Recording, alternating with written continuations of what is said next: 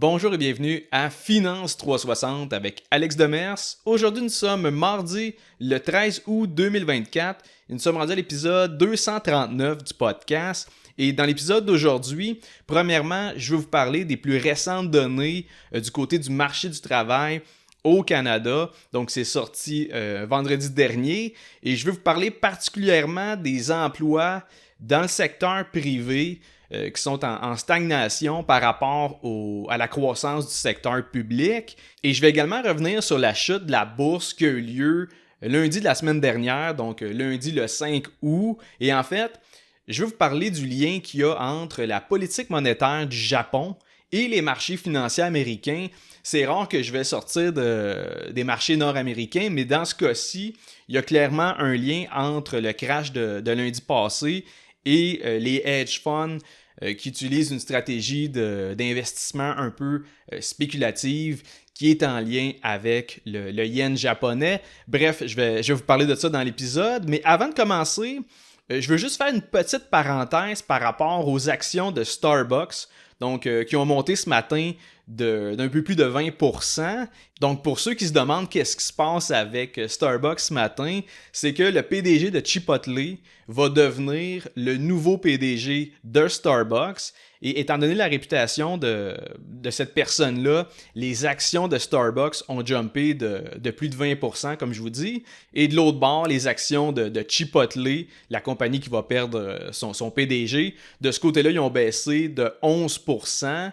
Et honnêtement, j'avais pas le choix d'en parler ce matin parce que une hausse de 20% qui arrive du jour au lendemain sur un titre qui fait partie de mon portefeuille, ça arrive pas tous les jours et ça reste une nouvelle importante du fait que Starbucks avait besoin d'un changement de direction par rapport au cadre supérieur. Et je pense qu'avec le PDG de Chipotle qui a un historique très impressionnant, ça va permettre de reprendre la croissance du côté de Starbucks.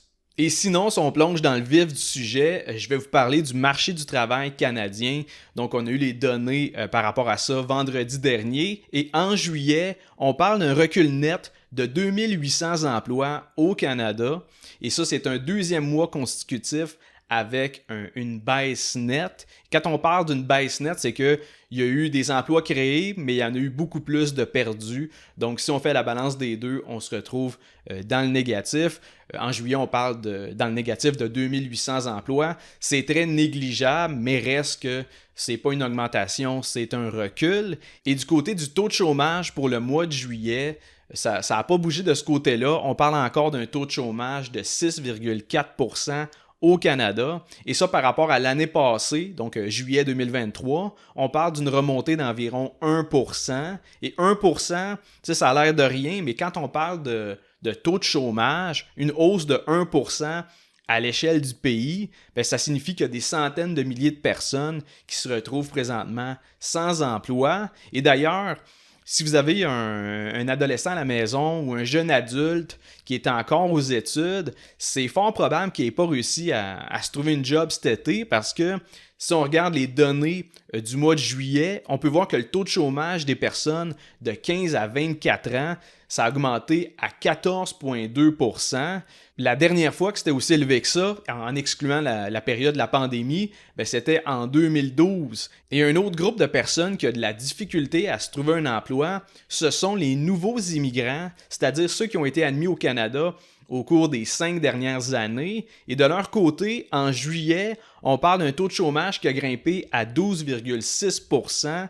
Et ça représente une hausse de 3,1% par rapport à l'année passée. Et ça m'indique que l'intégration des nouveaux arrivants sur le marché du travail canadien, ça devient de plus en plus difficile. Un dernier point que je veux mettre de l'avant par rapport aux données du marché du travail, c'est en fait le contraste entre les emplois du côté du secteur public versus le secteur privé. Parce que dans le secteur public, autrement dit, toutes les institutions qui sont financées et gérées par le gouvernement, on parle d'une hausse de 41 000 emplois, tandis que dans le secteur privé, il y a 42 000 emplois qui ont été perdus en juillet, et ça, c'est particulièrement dans le commerce de détail et dans le secteur financier, donc entre autres les compagnies d'assurance, les banques, tout ça.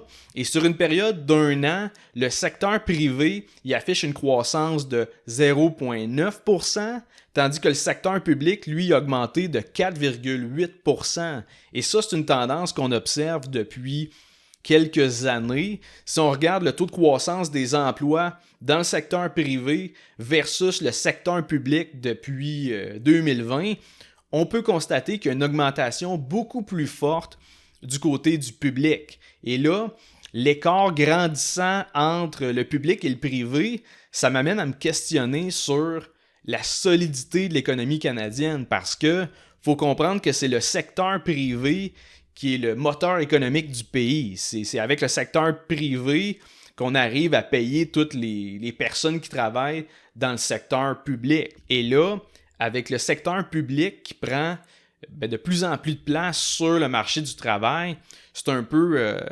inquiétant. Je vous explique. Le plus grand employeur de toute la province, c'est le gouvernement du Québec. On inclut là-dedans les fonctionnaires qui sont liés à l'administration, le secteur de la santé, de l'éducation et tous les autres services publics.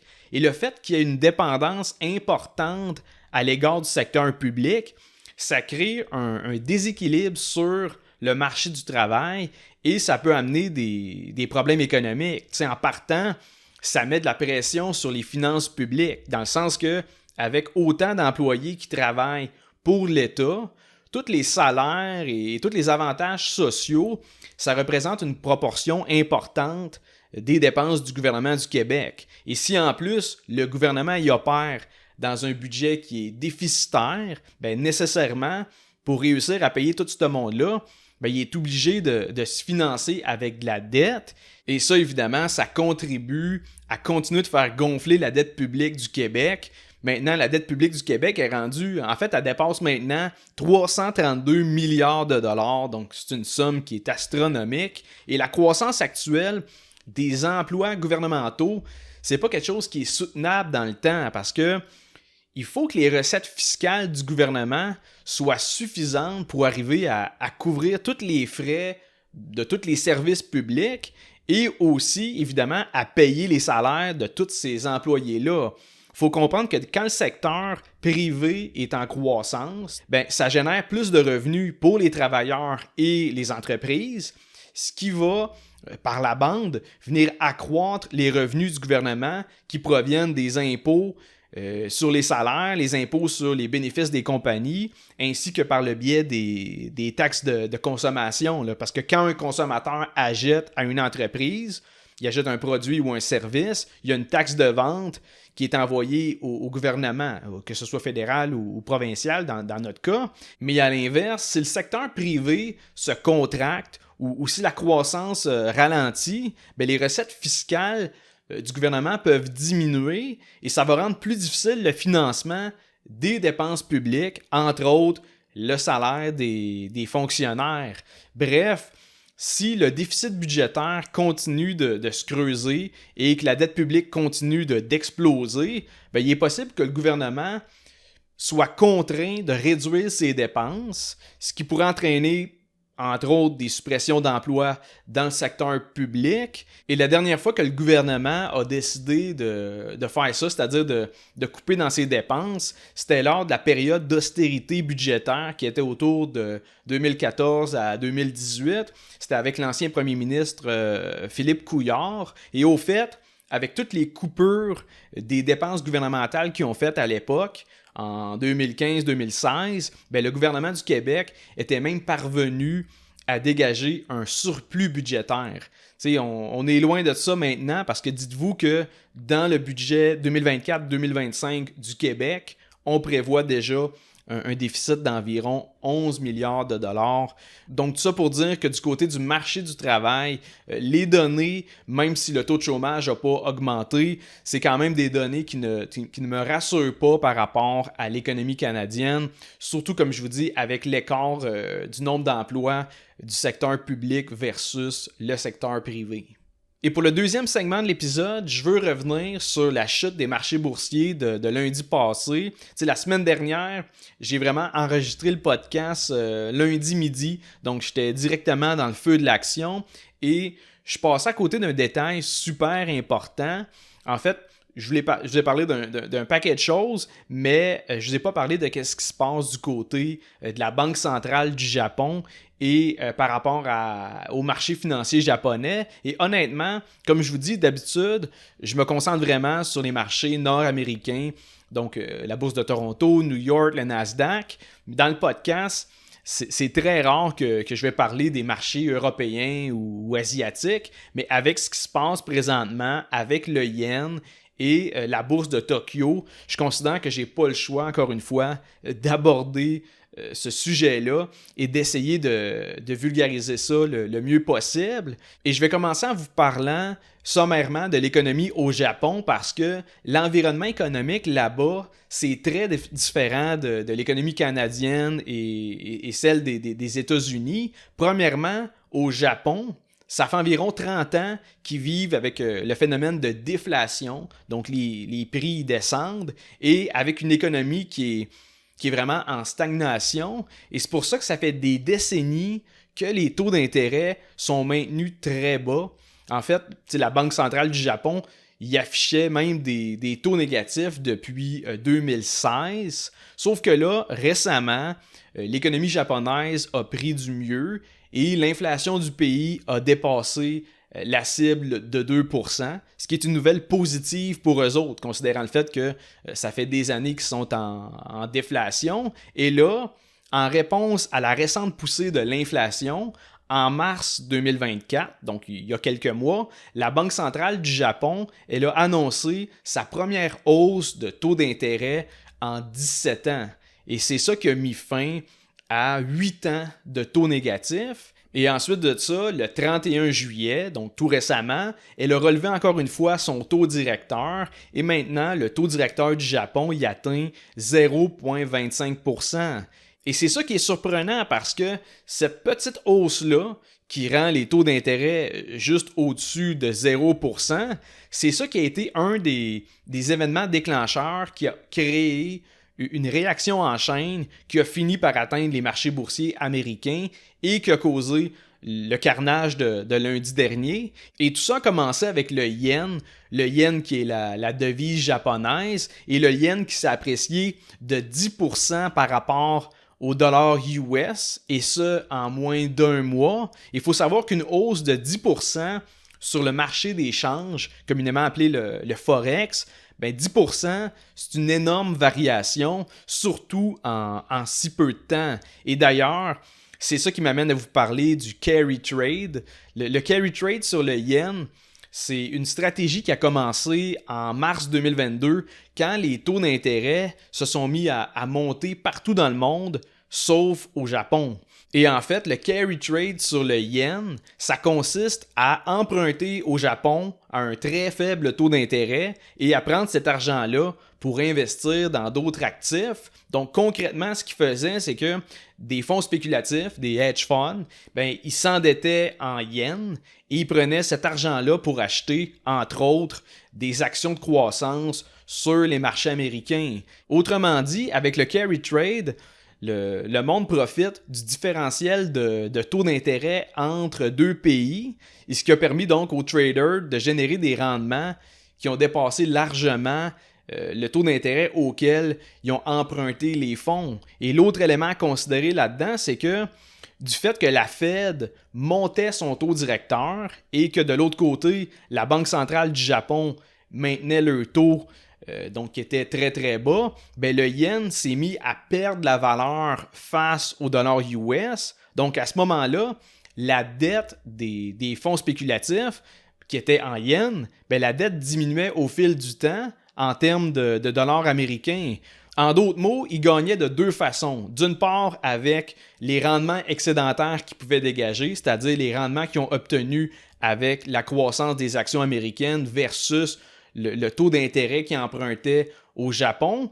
Et la deuxième manière, c'était avec le taux de change, c'est-à-dire la valeur du yen qui se dépréciait face au dollar US. Sauf que là, avec la Banque centrale du Japon qui décide de monter ses taux d'intérêt, et là, la Fed qui va baisser prochainement son taux directeur, la valeur du yen s'est mise à monter en flèche, Comme je vous ai dit, en dedans d'un mois, c'est monté de 10%.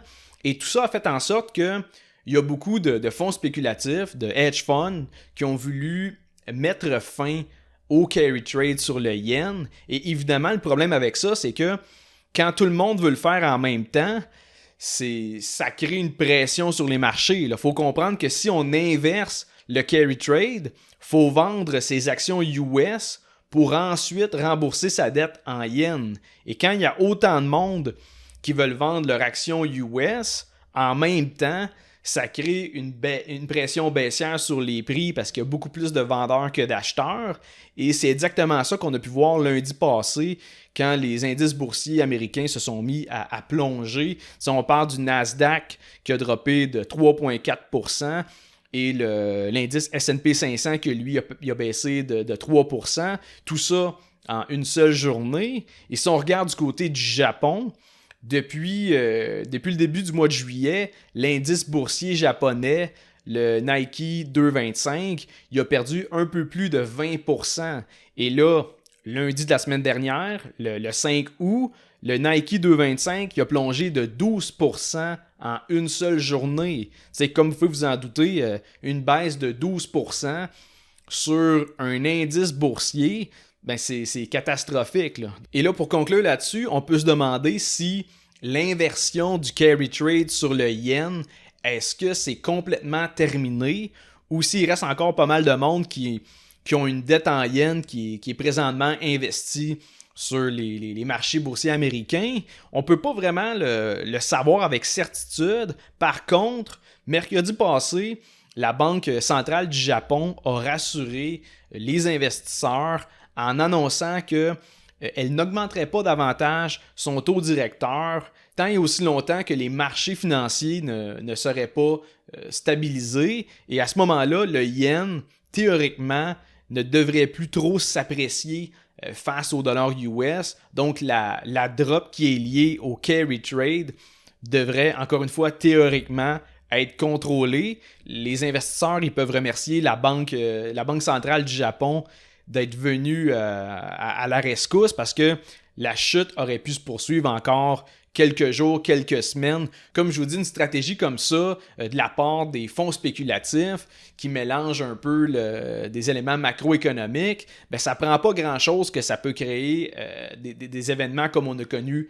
lundi de la semaine dernière parce que c'est une stratégie qui fonctionne très bien quand les paramètres sont en place. Par contre, dès qu'il y a une inversion, dans ce cas-ci, une hausse des taux d'intérêt au Japon et une baisse anticipée du côté du taux directeur aux États-Unis, quand ces paramètres-là commencent à changer et que ce n'est pas prévu par les traders, ben, ça donne une réaction assez soudaine comme on a connu lundi de la semaine dernière. Évidemment, la chute n'était pas uniquement causée par le carry trade sur le yen. Bref, il y avait un paquet d'éléments qui rendaient le sentiment général du marché très pessimiste. Et ça, quand ce phénomène-là arrive, ben, ça amène des sell-offs massifs. J'espère que parmi les auditeurs, certains ont pu prendre des nouvelles positions, grossir des positions dans leur portefeuille. Comme je vous dis, quand il arrive une correction comme ça, c'est souvent l'occasion de trouver des opportunités d'achat pour le long terme. De mon côté, c'était avec Amazon, mais il y avait d'autres titres qui étaient possiblement en aubaine. Et sur ça, je termine l'épisode d'aujourd'hui. Si vous appréciez le podcast, si vous trouvez l'information pertinente, je vous invite à laisser un 5 étoiles sur Spotify, à laisser un review, un commentaire sur Apple Podcasts ou à vous abonner sur ma chaîne YouTube. Et on se revoit mardi prochain pour un autre épisode de Finance 360.